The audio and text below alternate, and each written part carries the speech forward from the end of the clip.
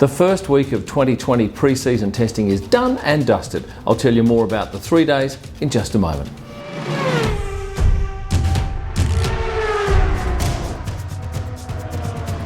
Well, the first 3 days of testing are over with at the Barcelona circuit. Last year, of course, they had 2 sets of 4 days. This year, it's 2 sets of 3 days of testing. So I already did a video for you on day 1. So I'm going to run through what happened on the second 2 days. Let me kick off with Arthur Leclerc. I spotted him in the paddock talking to Pierre Gasly's parents. And Arthur's a fine young man, a couple of years younger than his older Ferrari driving brother Charles.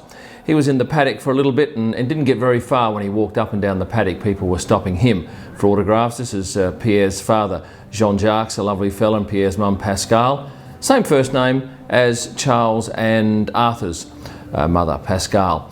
And this is a young fella next to him, Dino Begnovic, is a 16-year-old, also in the Ferrari Academy, and the pair were enjoying the beautiful weather on offer at Barcelona for pre-season testing. So let me run through what I did on the track. I was out here at just approaching turn 1 on the inside of the track, and we can stand on these tyres, shoot the cars coming past. And if you have a look in here closely, you can see that there's a vapour trail coming off the back of most of the cars as they went down this section of the track.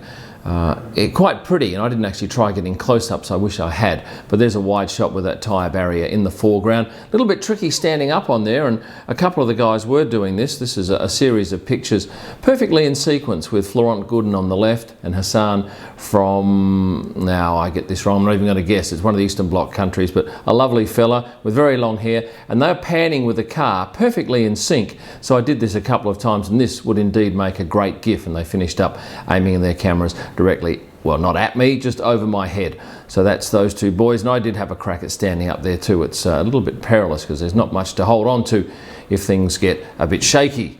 This was Lewis. I only caught him, I think, 3 times in the whole 3 days, and this was one where a lot of people had waited a lot of time for him. He was coming out of the back of the garage, stopped to sign a few autographs, and I thought he might come up this corridor here. This is where he was standing around for those particular pictures, and it would be nice if he walked up here and there was a crowd of people standing just behind me hoping that he would do that, and unfortunately he didn't. He went up to the hospitality suite into his room up there, and we missed out on a shot of him.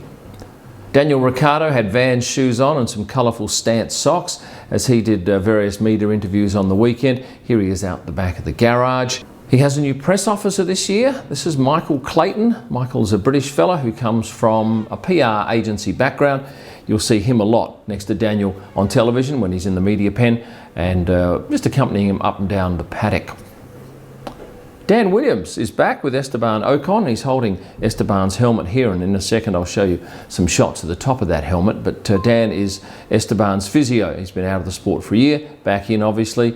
We saw fleeting glimpses of Seb going to and from the garage and then to the hospitality suite, sometimes in a jog obviously, so that he doesn't have to stop and sign autographs when he's in a hurry, and a couple of the drivers had to do that because I can tell you it was very busy in the paddock. They were selling tickets, I think they were 111 euros for paddock entrance for a day, and that was just chock-a-block. There were so many people. A different crowd too than on a race day. Seemed to be a lot more real fans and supporters, very keen for autographs and selfies, whereas perhaps during a race weekend you get more corporates who aren't prepared to do the hard yards. And by the hard yards, I mean standing around 4 hours, sometimes 4 and 5 hours, just in the hope of seeing their favourite driver and snaring that autograph or selfie.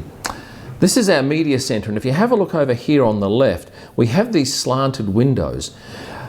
The beauty of those windows is that when the cars stopped below us, it gave us the great opportunity of shooting pit stops for Mercedes in this particular instance when they're coming into their pit stop and all the guys rush out to the car. Some lovely light, as you can see, a bit of darkness down the bottom, and all the fellas, are there any females? No, I think this is an all-male crew. Get around the car, do their bit. Here comes the new nose. They whack that on, and then they signal to Valtteri, off you go, and he heads out. So that's a remarkable series of pictures that we don't often get, certainly not when they're doing pit stops.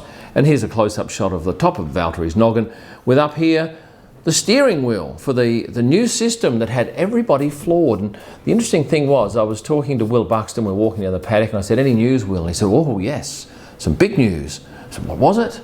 Well, we've just had a session in the morning, and we've noticed that the steering wheel pulls back and goes forward, and people were asking via Twitter and all the social medias to, hey, can we have a look at that again, replay that again? So yeah, he just discovered that, and that was all the talk in the paddock that afternoon, and most of the third day, as it was as well. So that's new for Mercedes, and if that has the effect that people think it will have, it's going to make them virtually unbeatable. This fella here from Ziggo Sports, Ollie, as you probably know him if you're a Dutch person, I caught him being photographed for something or other, and I gave him a bit of stick, and he responded with a finger up there for me. Good on you, Ollie. A much nicer response here from George Russell as he headed up and down behind the garage to head out to his sessions, and he's a beautiful fella, George, really personable. You might have thought that this fella had left F1. This is Jarvo, Andrew Jarvis. Well, he was back and talking to Lando over the two-way. And in fact, I had a chat with him late yesterday afternoon and found out he's actually staying until the Vietnam race. He's betting in the new person, just passing on his knowledge. So you will see Jarvo perhaps on the telecasts over the first, 3 or 4 races. I like Pierre Gasly's new boots here with his logo and French flag on the back. This is what I was going to talk to you about. I quite like this. This, I imagine, I'm pretty sure it is. In fact, I'd bet on it. This is the Eiffel Tower upturned. In fact, can I turn this around? Let's have a look and zoom in. Yes, that's very much the Eiffel Tower. Of course, Esteban is French. Let's go in even tighter here. Bang. Yeah, that's quite beautiful, isn't it? And a lovely thing to see. Now, what do you think of these Racing Point bright pink suits? This one here is showing quite a nasty sweat stain all down Checo's back, but I've got some photos here in a minute, and I'll wait until I get to those photos before I go into that in depth. I'll digress a bit here. We had Louis Camilleri, who runs Ferrari. He was having a chat with Mara San Giorgio out the front of the Ferrari garage. And shortly after this, I headed out on track to shoot some track stuff. Slow shutter speed shots here. Pierre Gasly, I think that is. And then late in the afternoon, 6 o'clock-ish, the session finishes. So for the last hour, we get this beautiful golden light. Now, you don't get this during a race weekend because simply they don't race late in the afternoon. They race 2 or 3 o'clock. So by the time the race is finished, that sun's still not low enough to get this golden light. After the sessions each afternoon, the drivers give a press briefing, and Lando Norris was out the back of the McLaren hospitality suite talking to a number of journalists, and I got some quite different looks on Lando's face, and a couple of tight shots here. Here's one of his, what is that? His right hand, of course it is. But what I liked was when he was talking to Jack Ploy from Ziggo Sports, it was as if they were old mates. There was good banter. Lando, at 20 years of age, is mature beyond his years. Or is it just that Jack is immature? I don't know. But it was great to watch the two carry on, banter about a bit. And the fella in the background is actually Lando's new press officer. This is Harry Bull. And once again, you'll be seeing Harry in the paddock and alongside him this season. Martin Pass was his press officer last year, but he's had a change. All of those pics were from day 2. This is day 3 now. In the morning it was quite chilly, probably down to 3 degrees, and we're there early. We're there probably 7 o'clock for a 9 o'clock start. One of the first to come in was Sebastian in his, what looks like almost a ski jacket with his trainer Antti on the right. They were in early, and he actually had a chat to some of the young girls who were waiting for him. One of them runs one of his fan pages. Another one is an avid fan, Carly. I see her at a number of races. And they got to talking about shoelaces. And one of the girls suggested he needed red shoelaces, but Sebastian wasn't going to have a bar of that and was quite happy to go with his standard white laces, and spoke to them for some time. Now, this fella's interesting. James Kirk, I met him in Australia. He was a guest of Daniel's back at the Australian Grand Prix last year. Now, he's working with F1 doing some great video work. Now, you might remember on day 1 we had this great parade of all the drivers across the grid here, and then we had that shot there of Max and Esteban shaking hands. But his crew were filming a whole lot of stuff for the season. Now, I can't show you this video, but I've had a look at it. When you see it, this is the one where they start on the 2 drivers, which are the 2 Mercedes drivers, and then the drivers are fanned out, all 20, in a V, and they pull back very slowly. All the drivers were told to be serious. It's a serious shot. We're Formula 1 drivers. There's no laughing or mucking about. And as the cameraman pulls back and reveals each driver in each team, Daniel Ricciardo looks serious, and then he can't hold it, and he goes into this big beaming smile, and when you see it, it'll make you laugh, I promise you. For the morning session on day 3, I was in the pits.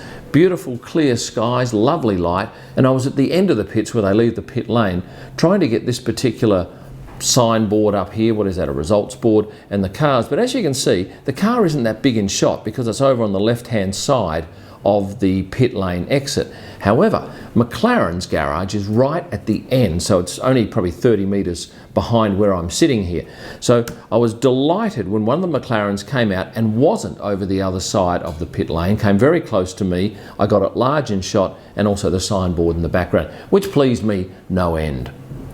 And then they stop down a little bit further and they do their practice starts, and they kick up a fair bit of dust behind them, and you can get in quite close with a 600mm lens and get this lovely heat haze across the top here, all of this crap flying around the bottom here, the wheels in motion, and the Aston Martin logo super sharp. What do you think of these? These, well, we call them in Australia a beanie, but one of my Canadian friends said they're called something else, which Canadians will know what they're called. But yeah, colourful and certainly great for the sponsors. But I'm just not sure about the race suits when you have a look at, in this case, Lance wearing this bright pink suit, and to me it almost looks like a fancy dress suit. But look, it stands out, and I think BWT are going to be pretty happy with this section here. This is perhaps a little harder to read, but yeah, it stands out, but yeah, I'm just not sold on it, I guess. That's probably my take on it. This fellow here, you will get to see a bit more of him this year. This is Bradley Scanes. He's a physio. He's taken over the role that Jake Alliker had as Max Verstappen's physio, and Brad will be in the paddock alongside Max from time to time. This man's back again. He's the physio for Lando Norris, and quite a character, John Malvin. And I wonder when you actually watch the telecast, do you take note of who the people are that you see often around? Because I think a lot of you, from your comments that I see on my videos, yes, you do take note of them. So that's why I'm giving them some time here on this video. At one stage, the session was stopped on day 3 because one of the Williams cars came to rest. I can't even tell you what happened there. You probably know more than me, but I quite like this shot of the marshal at the end of the straight waving the flag, and that resulted in Nicholas Latifi having to walk back. The lonely walk after your car's conked out or had a prang, and he's still got his helmet on, walks back to the garage. I quite like these shots. You don't get to see them too often. They're rarities. And then he went back to the garage and stood around. Oh, by the way, there's his logo on his shoes, the Nicholas Latifi 6, and had a chat with George Russell for a little bit and a couple of the mechanics about what had transpired earlier. So yeah, that car was out of action for a little bit of that particular session. Heading on to my Laowa 24mm probe lens. This is a shot I took of a young woman, and you can get quite close to it. And then I, at the same time, noticed her earrings, and I'd not seen earrings like this, these Phillips head screws, and that's quite a close shot. That lens is probably only a centimetre from those screws, and that's over my left shoulder here at the back there. Quite a long, interesting thing. And it was funny because every time I was in it, the paddock with the thing, and I was walking down there, people come up and say, "What the hell is that?" Because it certainly commands attention. And a few people said, "Oh yeah, I saw that on your video," because we did talk about it on the last video prior, no, on the second last video prior to testing. Do you know this woman? If you're a Brit and you watch television with F1, you probably do know her. She's one of the presenters. Yes, it is Rachel Brooks, and I managed to get a tight shot of her eye with that Laowa 24mm probe lens. But this was the shot I had hoped for, and I wanted to get a driver standing in front of some sort of livery of the teams, and then get in tight with that lens and take a photo of their eye. I got it with Romain Grosjean. To get this shot, we were set up down between two of the motorhomes, the Haas on the right, and I think that's a DHL on the left. And I'd had a few minutes to tee it up, so I was pretty much set for him when he arrived. And I got him to stand there, and so I didn't take his eye out with this lens because it's only 2 centimetres away, and I didn't want to be doing any damage to an F1 driver. I asked him to hold it just so it steadied it, and also it didn't get too close to his eye. And I would just move in and out, focus, and I'd get that particular shot of his eye and the reflection of the Haas logo. So that's the first in a series. Ideally, I'd like to get all 20 drivers. I've got 3 more teed up for next Wednesday, and we'll keep my fingers crossed that that goes ahead. And then late in the day, last session, beautiful light, I headed out to the stadium area and just played around there with lovely lights, some slow exposure shots, shooting up into the sun, having the sun in the shot and that little S there. And as the sun gets lower, it gets a lot more orange. But I had to head back to the garage, where I found these people all standing outside Lando Norris's garage, obviously waiting for the young fella to come out. He finished his session, he came out, and that's what he would have seen as he came out. Not a huge number, probably 20 or so, down at Lewis's garage at Mercedes. I reckon there were probably close to 100 to 150 down there waiting, all hopeful of an autograph, and almost all of them left very sad. But that's the case, you can't do everything for everybody. So he came out, he signed a couple of autographs, posed for a couple of selfies, and then he took off. And when he got to this particular car, there was, I don't think anyone else around. I was following him, and a couple of seconds before no, not even that, half a second before I took this shot, he sprawled over the car, feigning that the car had hit him. And I didn't get the shot. I'm embarrassed to say that. I wasn't ready for that. And then he took off back up to the motorhome in the background here. But driving the car was Carlos Sainz's manager, Carlos Honoro. So yeah, smiles were exchanged and a bit of laughing happened. And as he walked up into the hospitality suite, Charlotte Sefton was waiting for him and high-fived him. It was much the same down at Daniel Ricciardo's garage as he came out after his session. Probably a few more fans and equally as excited, so he posed for a couple of selfies. But I really quite love this particular shot here, where, and somebody pointed this out in one of the comments, isn't it funny when you see someone you really adore, you turn your back on them so that you can get a photo. So you're more focused on the lens than you are on the person. Here, Daniel's got a big beaming grin, but this fella here is keen to get him back to the hospitality suite or to engineering, one or the other, and he's pushing him through. He's shouting, come on, let Daniel through. But I quite like the look on those four people's faces here. You've got a variety of moods. That was week 1 of testing, and I hope you got a feel of what goes on in the paddock and out on track. Remember to please like the video if you've liked it, subscribe so you don't miss out on future videos, and click the bell button so you get notified the moment I post these videos. You'll find all of my pictures at prostarpics.com. You'll find my blogs and podcasts at kimillman.com. And for pictures live from the track and all during the week, my best shots, head to Instagram at Kim Illman. Thanks for watching and stay passionate.